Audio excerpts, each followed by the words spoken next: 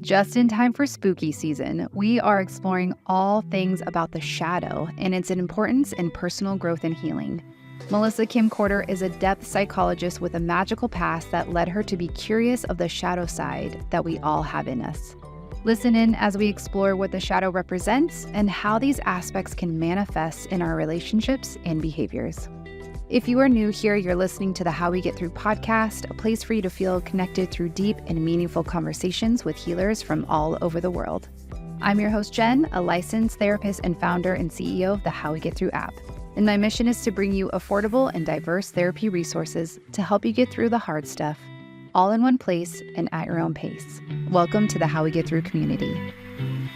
Hello and welcome back to the How We Get Thru podcast. We have a magical one today. We have Melissa Kim Corter to the show. Welcome.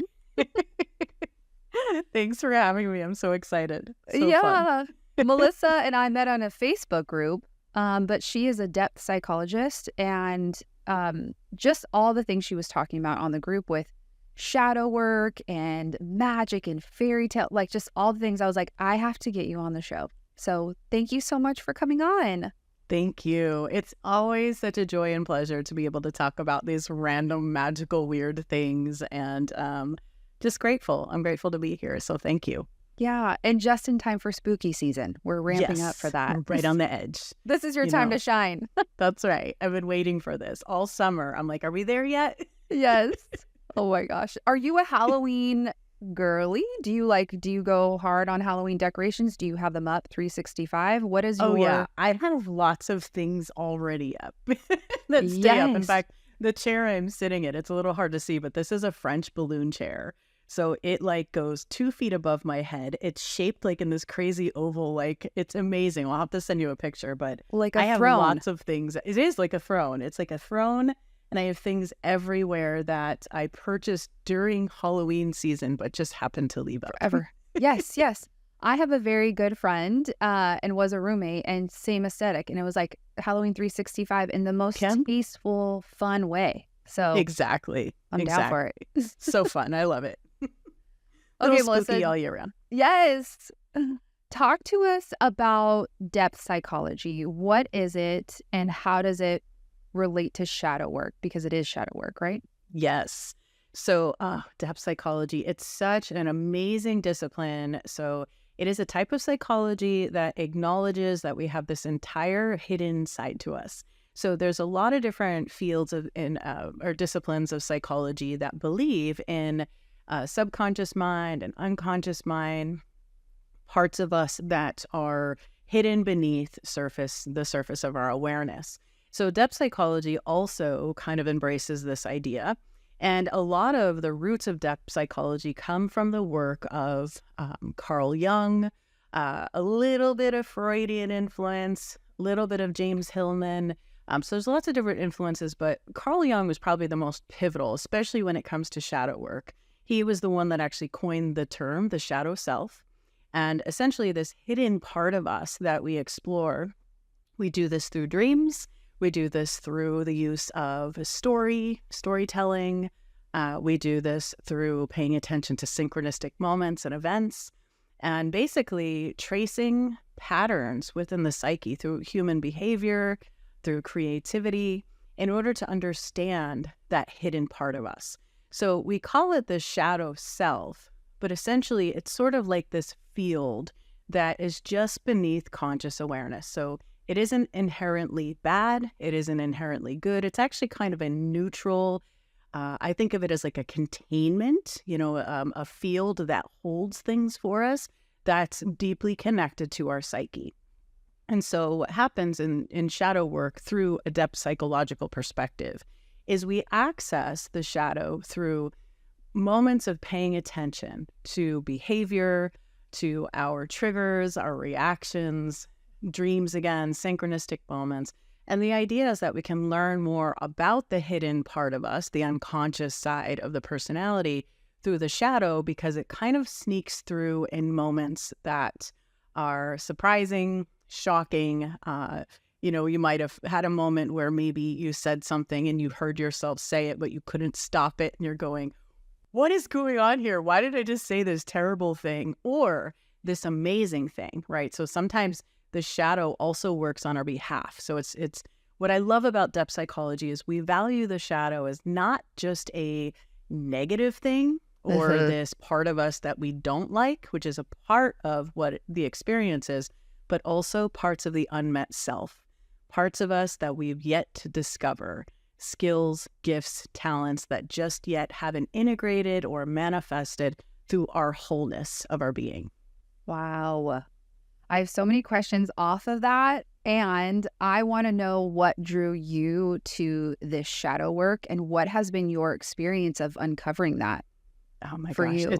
I love this question. I'm going to give a micro version just because it's a very long, in-depth story.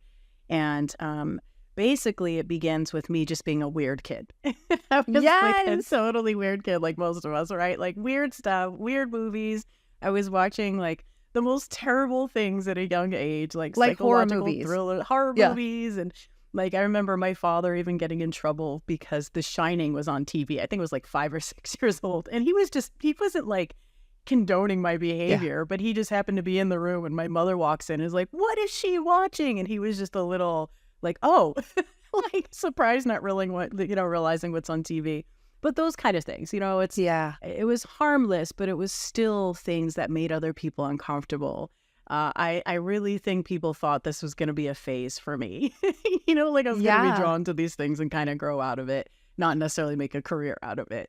But really, it was that curious nature. I like to describe it to people like, I would play these games where, and you maybe relate to this too, where I just wanted to know, I wanted to expose the hidden side of things. So in the woods, I would like flip over stones. And I noticed at a young age, this interesting thing that would happen. There's this sense of anticipation that could have fear, like what's under there, right? Am I going to see a snake or like a cute little mouse, right? Like you just don't know. But there was something addictive in that quality of the simultaneous fear and excitement that had me hooked at a really young age. And so that sort of became this driving force, this curiosity.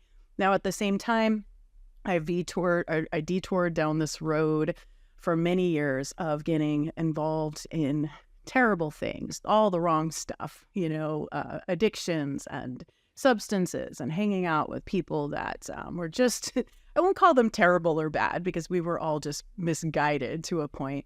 But that created this detour, this escapism, right? This disconnect from the self. And when I trace it back now, doing the work that I'm doing, I recognize that I had a hypervigilance. I had a deeply in tune, sensitive nature that I didn't know what to do with, and other people around me didn't know what to do with. So that detour was sort of like, oh, I don't have to feel these things. I don't have to know these things. I don't have to be this sensitive, this intuitive. None of this was conscious. Yeah. But when I look back and I reflect, I can see where that curiosity has led me everywhere that I've gone. And also falling into those traps, getting involved in all the wrong things, and in a sense was part of the path too. So there's this, and there's other layers that come into play with that story. Some very intense moments. I've had some really bizarre experiences around death and murder and things I don't go super deep into. I'll spare all the graphicness of that. Wait, can you tell one story? Oh, I can tell all the stories. I just don't know how sensitive people are to those kind of things, but I have lots of stories. There were multiple serial killers in the area where I grew up, and like there were body parts and things that were in the area that left me like, here's the main story. Yeah. When I was 14 years old, my mother sat me down. And she totally could tell, like, I'm getting involved with I'm starting to party. I'm starting to sneak out of the house. I'm just, I'm doing all the wrong stuff.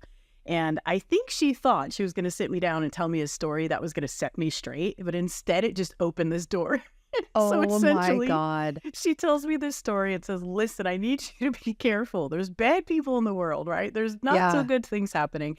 They found body parts down the road, from this murderer, this serial killer.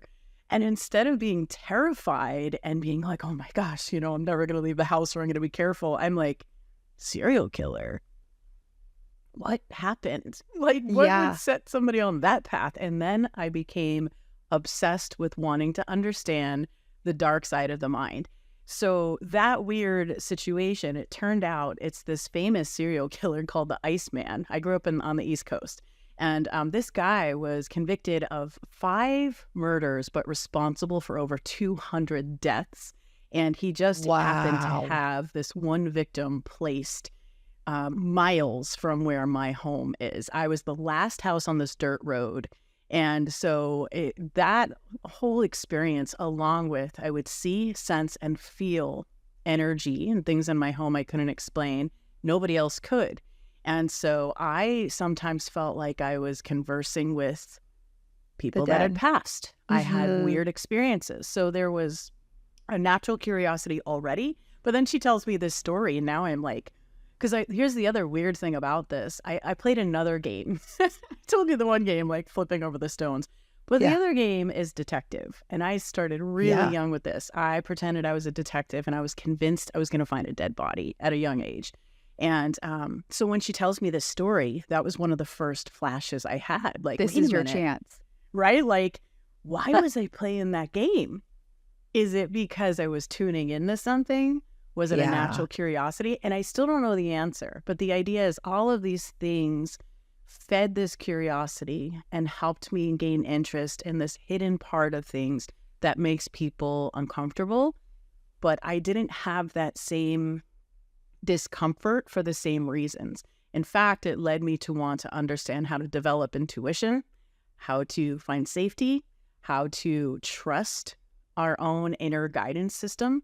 Because the other thing I learned from studying these terrible people and things was that there's always red flags. And we tend as humans to want to believe the personality, the persona that we see. But if we trust our instincts, so we really sink into our knowing, our intuitive nature, there's other things that's trying to alert us to say, hey, something's off here.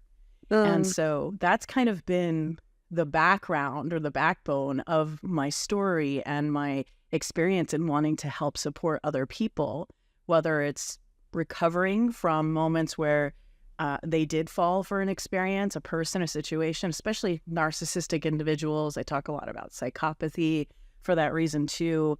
And it's not about shaming ourselves for getting it wrong, but how can we cultivate a sense of self? So we start listening to those signs, to those feelings, instead of deciding to make our decisions off what we see. If we can shift a little bit more into what do we really feel beneath the surface. So it's where depth psychology and the hidden parts of things really comes alive in a way to teach us in symbolic forms, in intuition, sensations, and things of that nature.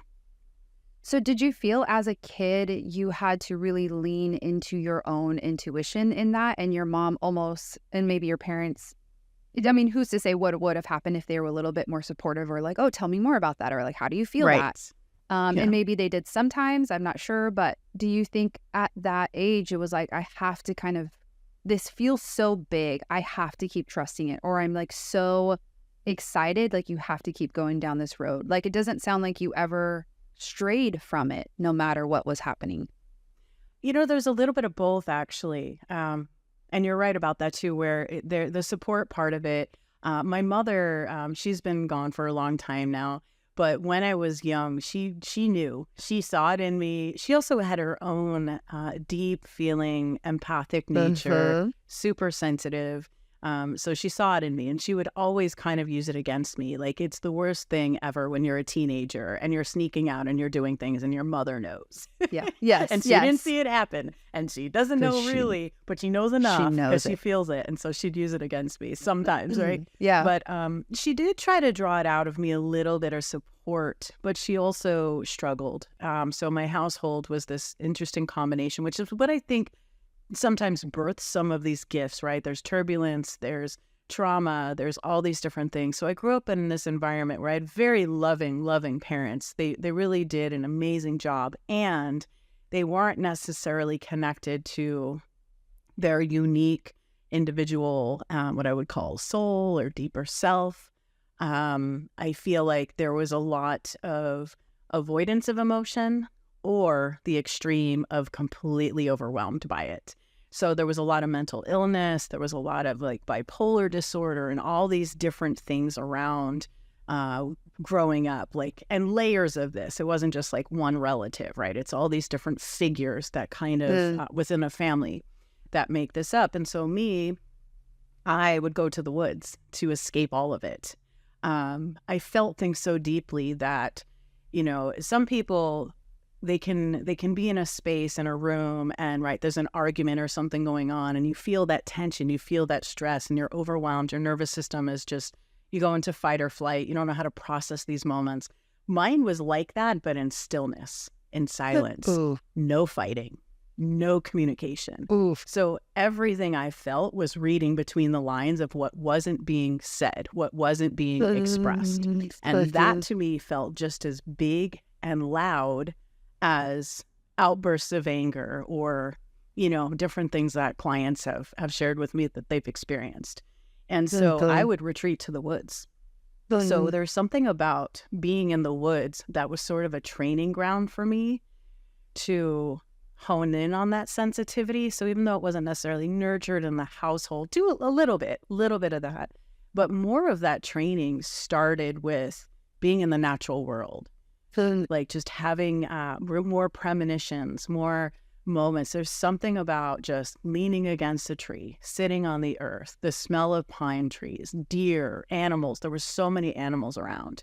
And there's something about that environment that I felt so at home and at peace with, that it fed me, it nurtured me, and somehow simultaneously opened me up, because in the same woods where I'm connecting, I'm developing, I'm honing in on this intuition, there's also death and tragedy and all these other things going on. Another story that I tell is, you know, at this time, this kind of dates me a little bit, makes me feel old saying this out loud, but I'll say it anyway. No. You know, there weren't cell phones back in the day. So there was a time, right? Like, you know, we're on that threshold of like, we remember those moments, the before moments. So people didn't have cell phones. And I know it's hard for some people to relate to this, but there was a time when if you were driving and something happened, you would have to go actually physically to someone's home. You'd have to knock on a door, right? To use their landline or to get help. Well, because we were the last house on this road, and they've made movies about this road too, by the way. So the road is called Clinton Road. It's in New Jersey. It's in all of these weird New Jersey magazines and all this stuff. There's so many folklore, ghost stories and tales and real things that happened. Yeah. But because we were that last house before, like, almost, I think it's like 30 miles of woods, if there was an accident and if they were on, you know, a certain side of town, they'd come to our house. So there's tons of people that would show up at the front door. I have memories of people covered in glass and blood and just coming to the front door to use the phone. Some of them freaking out, in shock. Some people yelling, some like wandering in shock in the front yard. Like, it's very disorienting to think about these things. Yeah. So part of this, though, now what I know to be true is some of us are like these little beams of light. I think we all are, actually. We're all beams of light. But some of us have, for whatever reason, a stronger beam, let's say, in appearance, just how it looks, how it attracts. And I really feel like there's something about that house, my growing up there, those weird influences and the tensions and the different ingredients of life that were going on, that kind of made it like a little beacon of light. Plus proximity of where it's located, right? It's the only thing there. That's where people have to go. But it happened with the living, and it happened with people that had passed. Yeah. So there's this strange thing with that. But all of this is so, it's interesting, right? For some, it's a very like dark, sort of like freaky, eerie thing. But there's so much beauty in this. There's so much compassion that was developed. I now recognize, somebody asked me my definition of success last year. And I would have answered this like with some measurable thing in the past. I would have been like, oh, it's, you know, we've made this much money, or we've done this much, these many achievements. And now my definition of success is that people, how safe people feel in your presence. And so those of us that have experienced these different types of darkness and shadow and intensity, even things that come off like really twisted and weird, we have a choice. We can let those things consume us and become more of that in the world, or we can let it birth this deep compassion and sensitivity to hold safe, sacred space for others. That's how I see it. I see all of the tragedy, all of the trauma, all the difficult things as intuitively developing skills, gifts, and talents within me to help situate me in other people's lives, not in a guru way, but just more of like guiding. I can recognize this. I can resonate with that. I can relate. I can understand. And that's helped me be more efficient and effective in communicating and listening to people when it comes to the work. So there's always a way to, I don't think it's about making something positive, but I do think that we can find meaning, which feels a little different. Yeah. I think you just, have a beautiful ability from a young age to, I think with your curiosity, create neutrality out of the dark and out of the shadow. Like a really beautiful, intuitive way that it's just sometimes I talk about like the thread, that pulls through to here, and it's what you're doing right now, and I think it's very important, especially now where there's a lot of fear, there's a lot of dumb shit online, there's a lot of like negative things. And so again, what your work is just this beautiful like neutralizing the scary things that we can make up or that we can co-create. Right. Yeah. And how can it be helpful for us? How can it be healing? Because there is no light without dark. Right. And something interesting, one of my mentors said to me, I was talking through this with him. There was a time not very long ago where we were having these conversations and I'm saying, I know this is my work, but I don't want to tell people about it. And he's like, you need to get into, that kind of a thing. And we had this beautiful conversation. What it came down to is saying light is born out of darkness. Like it's, and darkness isn't negative, bad, or evil. Think of it as a blank canvas, right? It's an incubator. It's a space that can be profound beauty. Like I think of the night sky. There's still stars sometimes, right? Or like when we have the presence of a new moon versus a full moon. Full moon's beautiful. It's vibrant. It lights the way. It illuminates everything. And then the new moon, we can't see anything. We don't see this vibrant, presence, but we know it's there. We feel it, we sense it, and we're still guided by it. And I think it gives us the opportunity to cultivate an inner sight versus the full moon. We're sort of captivated by its beauty externally. So I think there's this dualistic nature in darkness in itself that can be beautiful and powerful and potent in a space of incubation and healing and depth. And at the same time, if we're avoiding things, if we're not feeling them, if we're not dealing with them, I do think those things can start to fill in that space. Similar to if we're only focused on the light, if we're only looking at, or we're trying to force, let's say, positive things into being, we're suppressing on some other level. And it's a powerful thing to consider that what we suppress only gains more power. So if we can take things that make us uncomfortable and make them conscious, they have less power over us. And that's part of what I feel like you're speaking to, this transmutation, this shift, this transformative act. And often what I find is even some of the most terrible, frightening things are often a lack of information, right? We might not be well-versed in that area. It might be new or different for us. Most of the time when we get a little bit of information, we start to feel safer. So this is another weird thing about studying like terrible things that people have done. I started to see patterns. And I know I'm not the only one. I've researched a lot of what other patterns have already been made connected, right, through others. In fact, I wanted to be a criminal profiler with the FBI from like, yes, I didn't know what it was, but yeah, that's what I wanted to do at a young age. But what I've learned from all of that is things that on the surface, and don't get me wrong, I'm not saying they're not terrible or horrific Yeah. And we shouldn't glorify the people that have done these things. And we can learn from what has been done to see why we go off the rails.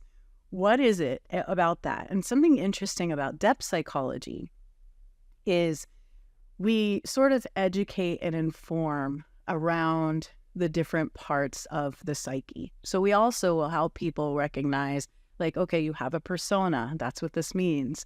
We have an ego. That's what this means. And the ego always catches this, like, it gets this bad reputation for being this terrible part of us.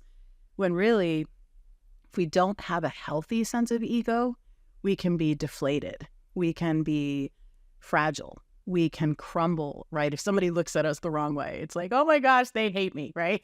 or something like that. So if we work on a healthy ego, which is a healthy sense of I am, our I am presence, or who we are, our identity, not to the, like, when we have too much of that, we become narcissistic and what they call is inflated.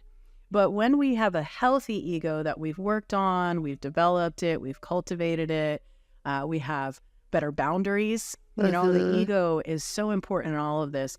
When it is sensitive and fragile, we're actually under greater influence of the hidden parts of the unconscious, which is more compulsion. So we might react a certain way that we wouldn't normally if we were less vulnerable. And I think a lot of us can relate to that. I think that's a lot of what we're seeing in the world right now playing out. So studying some of these terrible people, I don't want to call them terrible people, but let's just say individuals that have done unfathomable acts. We start to connect the dots and see that the role that trauma plays, brain development, all these different things. And it can give us insight into what happens when we are not developing the self and the ego and the persona, and we're not trusting that intuition and that instinct. And there's so much we can learn about things. And I don't think we all have to study these intense figures in order to get it, but I think we can study ourselves. Something else that Carl Jung said, and I deeply resonate, is studying your own darkness helps you understand the darkness of other people. And so if we're willing to look a little closer at our own behaviors, patterns, habits, we all have blind spots. There's going to be things within us we can't all see. But it can give us this sense of compassion and empathy that I think we've been struggling to find. And I say social media world, the online world, all the things I'm experiencing. I think we're losing a little of that. And I think we have to reclaim some of that, our tolerance. We become very polarizing. And on one hand, it's like a messy toddler, right? It's like a little kid that's like, I'm going to use my voice now. Right? So we get this sense of power and we start shouting all over the place. And it's like, okay, that's good. And next level is like, let's rein that in a little and remember that our feelings aren't the only ones. How do we all kind of so I think there's a lot that we can learn from the shadow side, the darker side of our behaviors, our habits, our attitudes. And again, it's not excusing those things or people for doing difficult, dark, unsettling things. It's more about what can we learn from the way energy flows within us, how these intrapsychic parts of us engage, fit in the world, and what is the shadow side of us trying to say, because it isn't against us. It's not trying to ruin our lives. If there's sabotage, that's us and what we're holding within, right? It isn't this thing that's against us. In fact, your shadow is also the part of you that will sometimes step in when you haven't had the courage to do something yet. So you'll almost find yourself saying or do something that seems out of character in that way. And you'll go like, where did that come from? Where did that random courage or, whatever come from? And it's almost unsettling a little bit, like, I don't recognize that part of myself. It's there. It's just so deeply buried, right, within the psyche that we're learning to draw these things forward to access them more and more. Yeah, it sounds like the shadow is a way of completing oneself, like this other half. I started to do this mantra yesterday.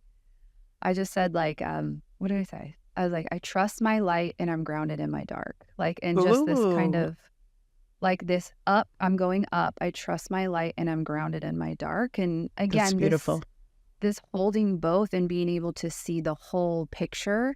And I think when you talk about like serial killers and even just people on social media and all the things, like people with power, there tends to be a part of them that they hate so much, Right. that then they ridicule or murder or, Right. They're trying to kill off in someone else. Yes, exactly. And so that again is like that dangerous part of not acknowledging our own shadow is where are these parts of ourselves that we are seeing in other people that we are ostracizing or that we are criticizing or that we are envious of.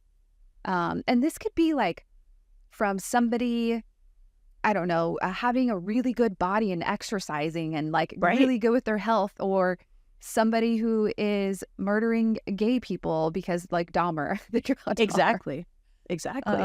It's a spectrum around that. And again, it might be around the spectrum of how much can you love yourself or how much can you love these parts of yourself to then love other people. Yes. I love that. It's so good. And it's, with the Dahmer example too, something we can learn from that type of behavior is we can also look to the trail of individuals that saw something and didn't know they saw something, or didn't take action when they could have. And I don't mean this to shame people or to blame people. It's difficult to know what's happening. But when it comes to the shadow and working on these parts of us, by looking at what we avoid, there's a medicine there, right? There's some type of something for us there. And I'm actually writing about this right now, but in watching some of the footage on the Dahmer situation, one of the reasons it's so gripping and it really gets to us is beyond the obvious things that have occurred. We want to understand, and we can't always understand why something happens. But I do think where our point of power is in moments like that or experiences like that are in those small details that are right in front of us. Who's to say that if law enforcement, and this has already been proven in public and came out around the time, but let's just say individuals in law enforcement had a better relationship with themselves, they likely then wouldn't have fallen for some of the things that really triggered and activated them. So their fear of otherness, we could call it, whether someone is their sexual preference or orientation, whatever it is, when it's not of what we identify with, we might consider it otherness, something outside of, right? It's not good or bad inherently, but some people are activated around that process. And that was huge. And so then what happens is the perpetrator exploits that quality. So then we get away with things now because we know they're not going to look here. They're not going to do this. They're not going to touch this with a 10-foot pole. They want no part of this. So if we can even just take that idea and if it makes you uncomfortable to think about, the reference to the murderer or serial killer, take that away and just think about things in life where we're avoidant and the damage that can cause. I do believe these things happen, not that situation, I'm not speaking to that, but more in general, these patterns appear so we can catch ourselves in these moments. In depth psychology, the other thing that we tend to believe is that the psyche is self-regulating. And just like the nervous system is self-regulating, in the right conditions, we can harmonize, we can have a sense of, we might call it emotional intelligence, we might feel balanced, we might feel that we're not in control, but able, we have a different capacity to be with experiences. So the psyche is self-regulating too. And what happens that we misidentify when it comes to the shadow and this part of us is we feel discomfort or tension. And instead of recognizing this is part of the psyche introducing something to say we need this tension, this resistance, whatever this is going to create growth and expansion here. We're conditioning ourselves to get out of tension, to run away from it, to escape it, to avoid it, to reject it, to deny it, and then we place it on other people. We don't do this consciously. This is why it's called projection. We will place this on a canvas outside of ourselves. And so if we look at these individuals that have done these things, sometimes it helps us because they're exaggerated forms of a pattern. You know, we may not be dealing with Dahmers in our household, in our community, in our neighborhood, thankfully, right? That's an anomaly situation. It's not as common. But we do have these micro patterns that can be related to, which is when we are not willing to confront our darkness, it will be placed on a figure. It will be projected on a figure. And then that figure will become a scapegoat holding all the things we're not holding for ourselves. All the things we don't want to see in ourselves, all the things we don't want to feel. And we're not saying that the scapegoat is a hero or a positive figure. They're unlucky. But often, right, it's like they're the containment of something. Now, for a lot of us, the healthy, the fun version of the scapegoat is the black sheep, right? I call them the mystical misfits.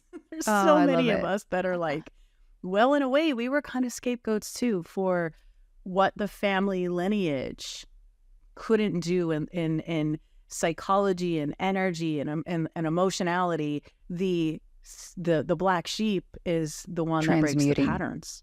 They step out of the dynamic. They step out of a framework that's no longer suitable for the family or the situation, the community, the government, whatever it is. They start breaking down those things. And unconsciously, this is my favorite part of this, they've been chosen by the family itself. On the surface, the family or the entity, right, the body of people, whatever it is, might be shaming them, casting them out, saying they're terrible, they're evil, they're wrong. They might be projecting all the heavy, intense, terrible things on this figure. But on a deep level, on a soul level, they're like, thank God you're here. This has to end. We don't need these secrets anymore. We don't need these patterns anymore. Somebody's going to do something. So that's what the black sheep tend to do. But when there's more shadow involved in some dynamics, then we see that scapegoat, black sheep sort of thing, and it gets a little bit difficult to discern, and the lines are a little more blurred. Were you the only child? No, I feel like it. I tell people I'm adopted. Yeah. I'm just kidding. It sounds like it. I'm the oldest. I'm the oldest of three. Of three. Okay. And you are completely different than your other siblings? Absolutely. Yeah. Okay. Yeah. Yeah. Yeah, and definitely. I think we talked about this a little bit, but past life regressions? Oh, yes. Yeah. Yeah. Because we talk about the subconscious and all the other stuff.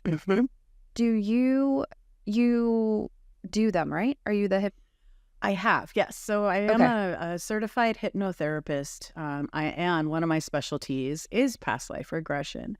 I don't as much anymore, only because I feel like, and this is just a personal preference, it's nothing against the work. The work is incredibly life-changing and powerful, and there are so many people that don't yet have the discernment within them to recognize that what's happening is still of this lifetime.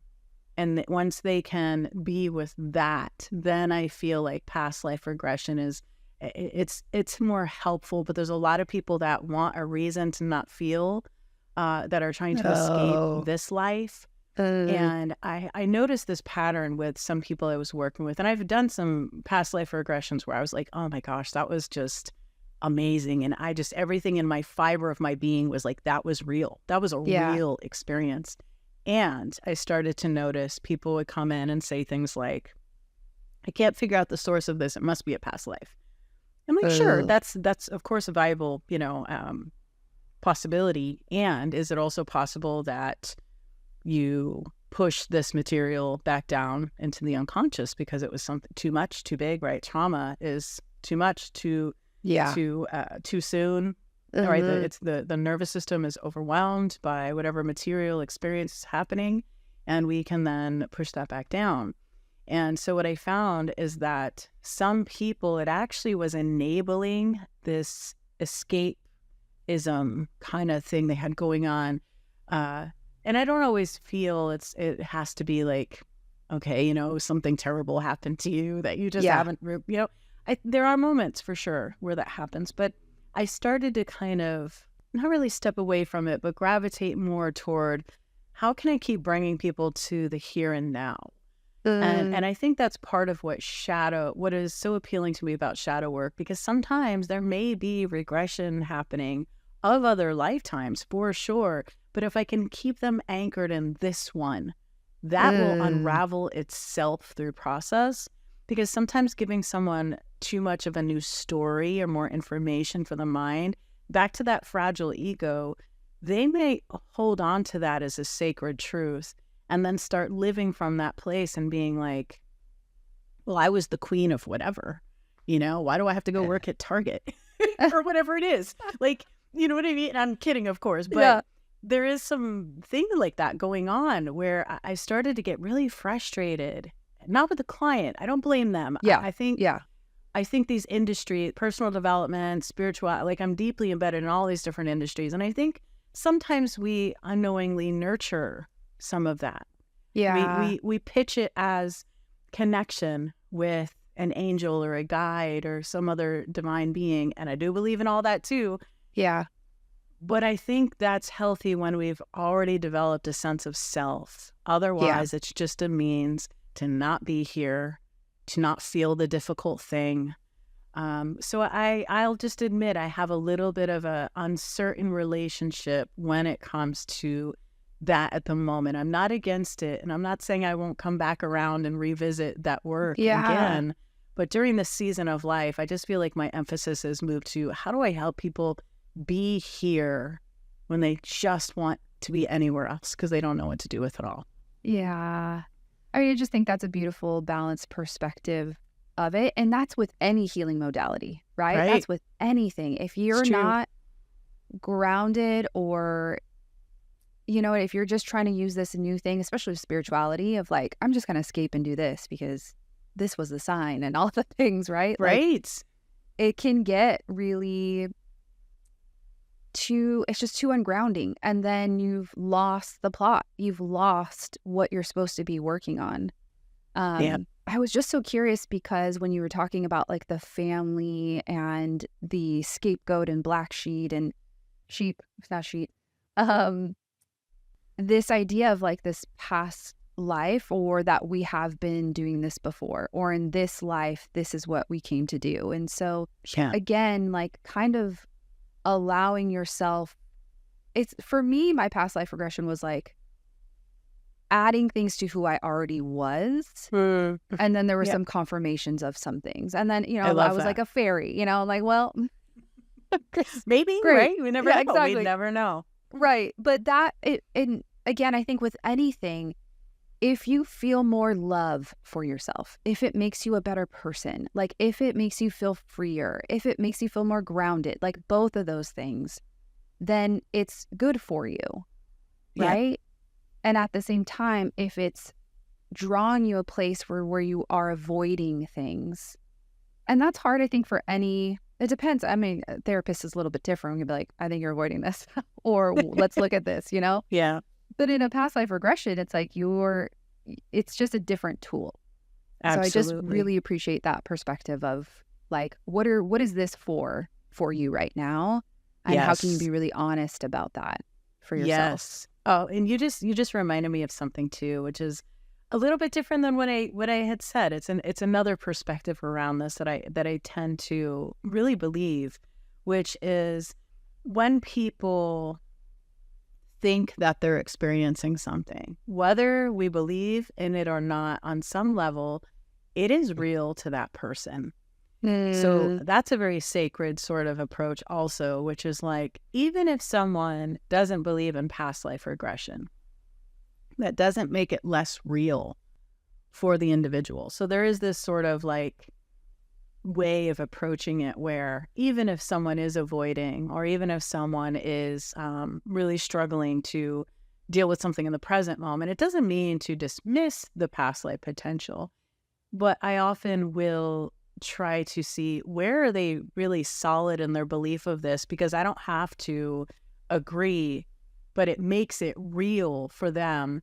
And that perception is influencing and affecting that person. So if we can work on that perception, we can unwind all sorts of things, not change it, but just sort of unwind it. Yeah. A great example of this, even just outside of past life regression, is the work with individuals who believe they have curses, or they believe that in demons and things of that nature. I personally have not experienced that, and I don't want to. It's not something I'm excited to like venture into. And I have worked with clients that have believed that they've had these things placed on them, or they're dealing with this kind of a thing. And what I learned is like the greatest thing I could do for that person wasn't to question their judgment. Of course, you make sure, does this person need some type of support that's outside my expertise? You know, are they schizophrenic? Are they whatever? Of course, you want to eliminate those kind of things. But most of the time, it isn't those kind of things. It's something very real that person is experiencing. And so one of the greatest gifts we can give them is to believe them. And we don't have to believe in the reality of those things to help someone feel heard, because sometimes that opens the door to wherever the healing can come about, or the shift. And sometimes it's not healing, but maybe just a process is unfolding. I feel like a person can kind of like drop down of like, okay, I don't have to convince someone. Right. Less defense maybe, or, you know, something like that. That's important. So that is something I try to do too. So even if I like, but I have to be careful because I'm very expressive. So part of me is like, did I just roll my eyes? Like, you know, I have to be careful. Like some of the stuff I've heard, I'm like, really? But then I'm kind of like, you know, who am I to say?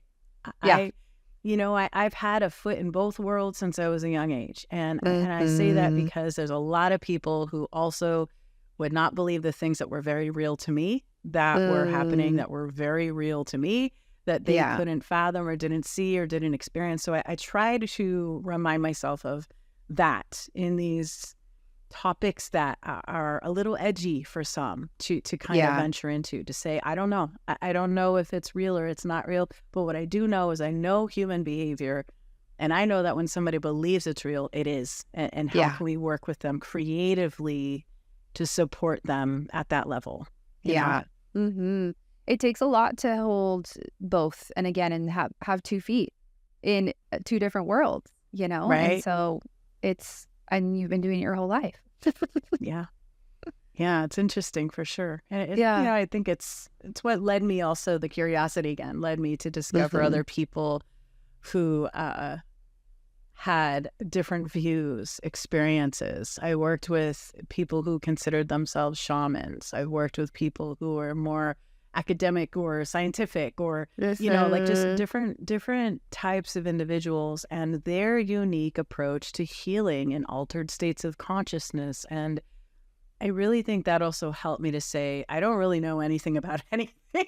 The more you know, the less you know. It's so true. And I'm grateful for that. I think it gives me the opportunity to humble myself over and over again as I'm exposed to new things and people, to say, oh, isn't that interesting? I never would have thought about that. And I think curiosity, again, is such an important element that can help us. And if we approach somebody else's dilemma or situation with curiosity, they feel that. It's like you just said, that drop, like the drop of the defenses. They settle in.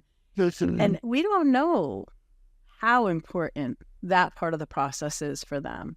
That could be doing so much more of the work than whatever, and we end up saying to the person, right? Just by letting them feel safe, letting them begin to have this space where they kind of start to unfurl in their own way. And there's so much going on beyond what we see, what we sense, what we feel. That I trust, which is kind of funny because it's less tangible, but I trust it. Right. And I think shadow work can be so shameful. So to have that space and to have that curiosity is the opposite of like judgmental. And so it does feel like, oh, I can tell you all these things, even though I'm afraid of that. I'm afraid of saying that out loud, you know? Yeah. What's one thing, or what's the first step to kind of identifying what's in someone's shadow?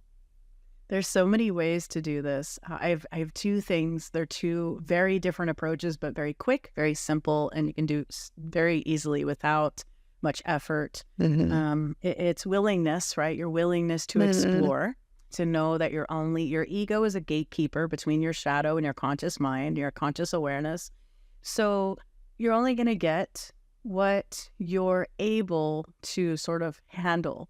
So that's just the first thing to know, because sometimes, even though it can feel overwhelming, if you're feeling that overwhelmed, it's because you have the capacity for it in this type of way. So the first thing I recommend to people is to create something called a darkness journal. It's exactly what it sounds like. It is a place for the things. Yes. It is a place for all the parts of us that we don't want to acknowledge, we don't want to feel, we don't want to talk about. I joke around and I tell people, I'm like, when you write in that journal, don't let people like hear you. Like if you're saying stuff out loud, I used to have this closet that I would go into and there was clothing everywhere. So it was a sound buffer. And I would write in or record in that space, but I would also go write in my journal, because sometimes when you're writing, you're expressing and you don't realize, like, your vocal, everything wants to open up. So as you're writing, you might start saying things, you might have emotion coming through, you might find yourself ranting and raving. The idea is to not censor. And people are afraid of this. They're not just afraid to see what's in them that spills out on the page, but they've also been conditioned. Some people have been conditioned, I was one of them, to think that you only need to focus on the positive. Well, they start thinking about law of attraction. They start thinking about all of these different things like, oh, I mustn't go there because then I'm creating that. You're liberating yourself from it. You're not creating it. When you have a space that you can put all of this stuff in, you're actually going to redistribute that energy in healthy ways, because you're no longer pushing it down. It takes so much energy to push all of that down. So the darkness journal is just a great way. There's no agenda. You can just write your mood at the top of the page, the date, whatever it is.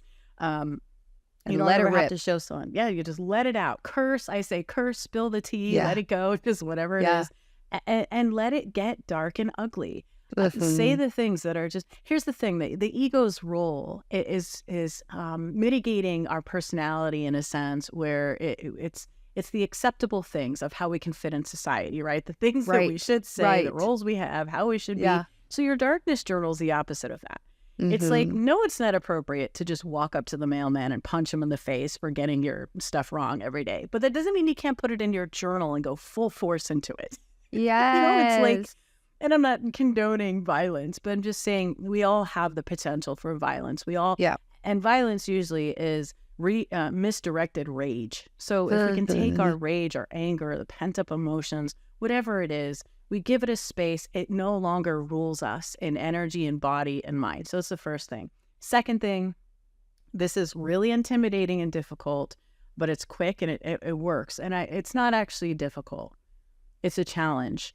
What you need, and this might be the hardest part of the process, is you need to find someone. It could be, and it's got to be somebody who already knows you. A friend, a trusted friend. I wouldn't do this with a parent. I wouldn't do this with a child. You can do this with a spouse or partner. You just have to have a really solid relationship to do this practice. I did this with a friend and it was extremely liberating. But you have to have a relationship with this person where they know that you have no question they have your best interest. That's the only requirement. And the next thing you're going to say to them is, I know I have some blind spots. I'd love for you to tell me 3 things that you see about me, patterns I might have, whatever it might be, that you see loud and clear that you think maybe are in my blind spot. And it's amazing because the good friend will be honest and they'll likely slip in something positive too. So it's not always just like a terrible thing. But when I did that, I'll never forget this friend. First of all, she hated me for it. She was so upset with me. She was like, I can't believe you're asking me this. I don't want to say these things. And I'm like, full permission. I'm not going to judge you. I'm not going to be mad at whatever you say. Might make me uncomfortable, but that's the point. I need to see what I can't see. And the first thing she said was, I don't think you recognize your value. I think you shortchange yourself. You undercharge, and you really want to be liked and loved and appreciated, and yet you don't value yourself. You've worked really hard. You've done whatever she said. You've done the things. You've done all of this and that, blah, blah, blah. And yet you still seem to not quite value yourself. And it hit me like a ton of bricks because I knew it in my bones. So when we have things in the shadow, we may not know it logically, but when somebody reflects it to us, Oh man, we We'll feel it. There's a resonance. Sometimes that's the trigger. Sometimes it triggers us because we know it so deeply and don't want to Yeah. see it. But there's also a beauty in that, because I was able to go, oh my gosh, this person saw that so clearly, which means everybody else can too. And there's this moment where you feel extremely vulnerable. And you go, oh, I thought I was hiding this, right? Or I didn't realize. And they can all see it. It's the same way. We can watch a celebrity who we've never met. We don't know their life. We're not in their business. And we can watch them repeat the same crappy behavior from a distance and go, oh my gosh, they're in another bad relationship with another person doing the same thing of the thing they just got out of, and millions of miles apart. And you can see it so clearly. So it's the same kind of thing, that our shadow is something that we cannot see. We can only feel, we can experience in moments. But if we go to a friend and have that kind of a dialogue, and you don't have to say 3 things, you might just say, tell me one thing to break the ice. Tell me 10, 10 things. Yeah. And if you really want to, if you're nervous, you can do the same thing with a positive quality. You know, tell me something about myself that you see in me that maybe I don't appreciate in myself, is another approach. And you'll be surprised. I've shared this with clients. I've given it to them as homework. Yeah. And I mean, they've hated me for it when I assigned it. But then what came back was just like really profound emotional realizations. And it's the simplest thing we can do. We ask about what's right in front of us. So those are 2 different ways to work with the shadow, very different approaches, but really still kind of get into that territory where we have those blind spots. Yeah. I mean, I feel like I know what my shadow is. Like, I think about my partner, what he would say. Like, I'm the most vulnerable with my family. My friends will know me at a certain level, but I have a lot of anger and I have a lot of rage. So my family sees that more. But do you think it's also beneficial to get a perspective, even if you kind of have an inkling, because there might be something else? Of course. You know, and sometimes validation is healing too. It's like, you know it, but it's kind of like, I used to do a lot of intuitive readings for people. And what I realized is the healing came from validation. I didn't always tell them things they didn't already know. It was the opposite. It was like, oh, I feel that too, thank God. And it's almost like there's some settling of emotion or the perception and hearing that. But yeah, I think that the more we work on ourselves and we develop that healthy sense of ego, the more we are in touch with deeper parts of our being. So it can feel less mysterious for sure, to have that sort of feeling like, yeah, I do have an inkling of what I think they might say. It's likely from the growth, the work you've done, the work you do, right? Your life and all of that. So it's a beautiful thing. And another way to go about it is just look at the stuff that activates you for no reason. Like, it's like, I know people who are like the most incredible people. And then all of a sudden you get in the car with them and I'm like, who are you? Where did you come from? Who is driving this beast? Because you are not the same person that I recognize, right? Like, we all have we don't all have to have that dynamic, but there's things or there's parts of us. Sometimes it's the subject matter. I know some people that are the most courageous, just confident, amazing. But then you ask them about some taboo subject or something, and you see them almost kind of collapse or shrink within themselves. And it's like, oh, wow, I didn't expect. Then that can be shadow too. That we can feel small. We can feel, you know, the word that comes to me a lot when I describe these kind of things is inadequacy. It's such a difficult thing to feel. We just had a really great conversation with some family members, and while I was talking to my son, and I think I can say this, he'll be okay with it. How old is he? He's 20. Okay. He's 20 years old. So I won't go into his personal stuff, but let's just say, you know, we've told him his whole life, and it's so true. He's brilliant. He is a brilliant child. He's gifted. He's always been in gifted programs and things, and just always stood out to his peers and teachers. And that wasn't always easy, though. That came with a lot of other things. So anyhow, we're kind of having this discussion and saying, you know, the challenge with intelligence at that age for that kind of chunk of your life is when something comes into your life and you don't get the answer right away, or Yeah. you Oh. don't know how to reason or analyze your way through quickly.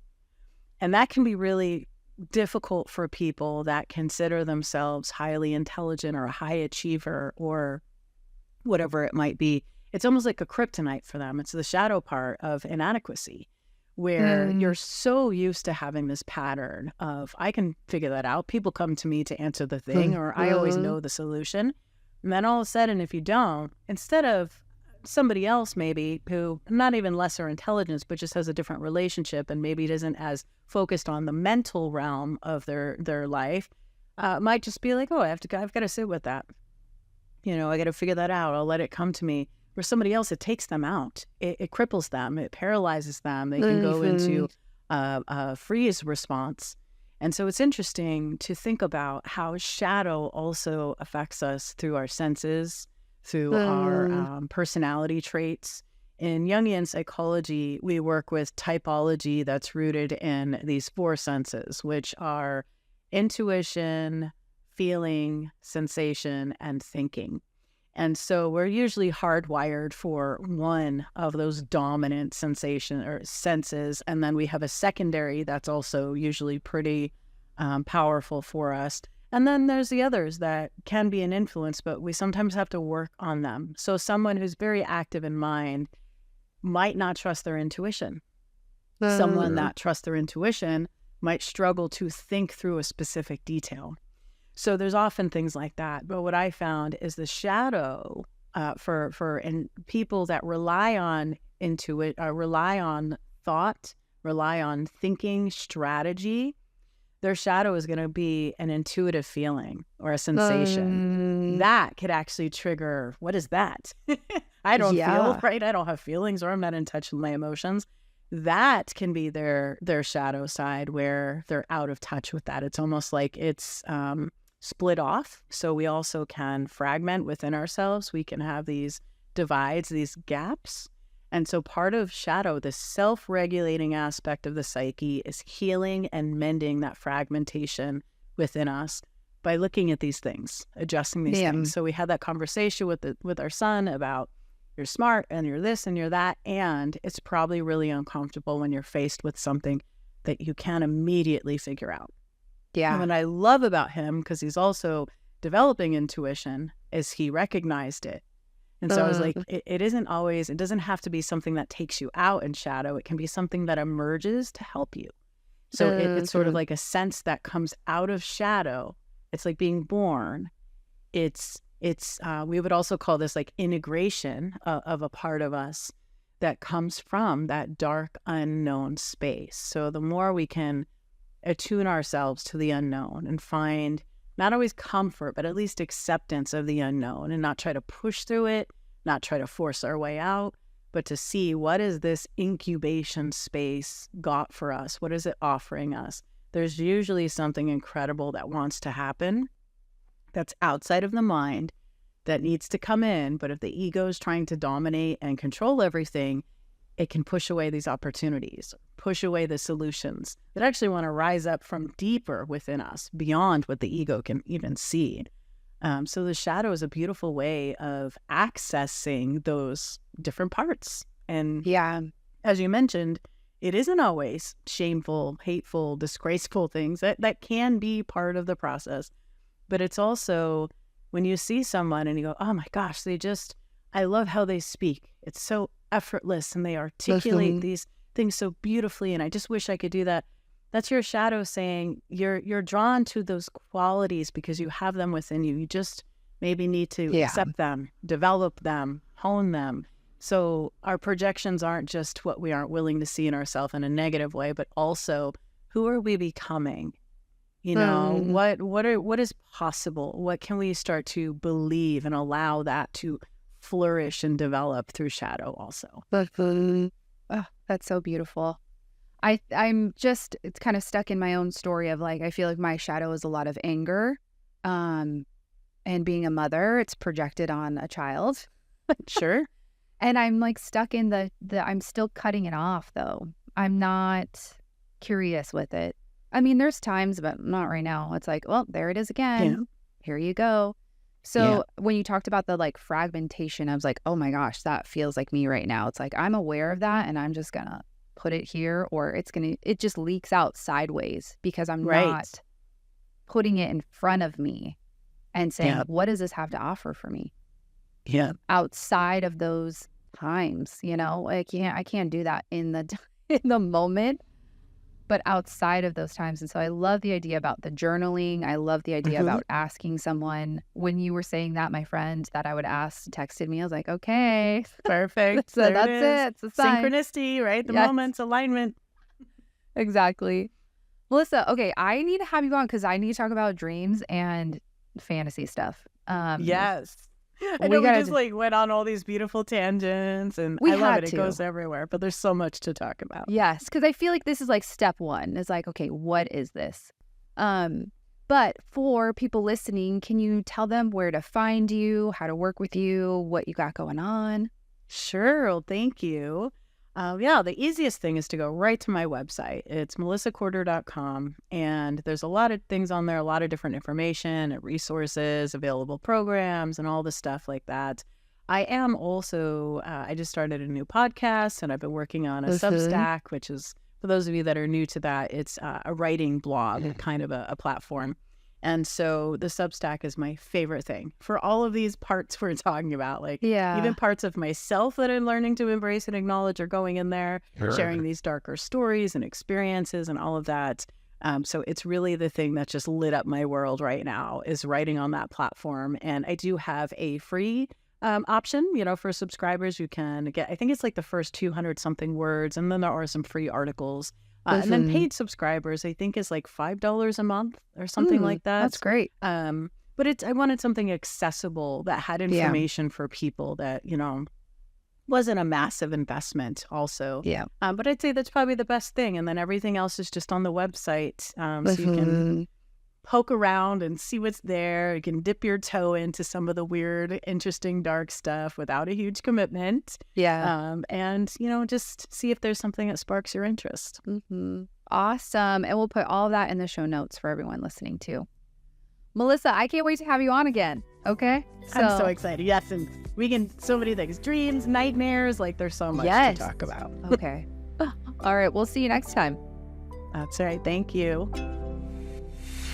Thanks so much for listening to our show. If you are loving what you're hearing, please give us a review up on Apple Podcasts as it greatly helps us. Thank you so much, and we'll see you next time.